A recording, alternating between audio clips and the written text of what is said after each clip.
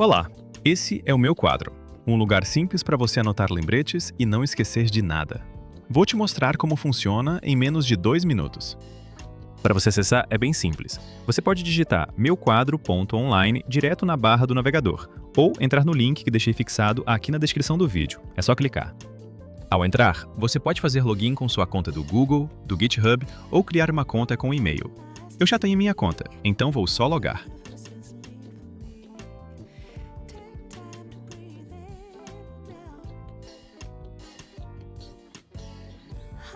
Depois de entrar, você cai no seu quadro. No começo ele está vazio. É aqui que seus lembretes vão aparecer. Para criar um lembrete, é só escrever aqui em cima. Você pode formatar o texto, negrito, itálico, sublinhado ou fazer uma lista. Se quiser, dá para colocar uma data e um horário específico e marcar para ser avisado nesse horário.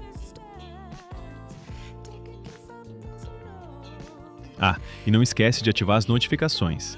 Assim, quando um lembrete vencer, você recebe um aviso, desde que a aba do meu quadro esteja aberta no navegador. Olha só, chegou! É assim que você vai ser avisado sempre que algo vencer. Por enquanto, o aviso funciona só com a aba aberta, mas em breve a gente também vai mandar por e-mail. Fiquem de olho nas próximas atualizações. É isso, simples assim. O meu quadro ainda está começando e vem muita coisa nova por aí. Ah, e se você precisar de ajuda ou tiver alguma dúvida sobre a plataforma, na próxima atualização a gente vai disponibilizar 2 e-mails de contato. Para suporte técnico, tipo bugs, erros ou dificuldade para usar a plataforma, entre em contato com suporte@meuquadro.online.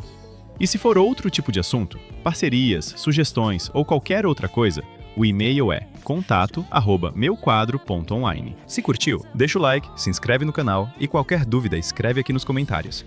Até o próximo vídeo!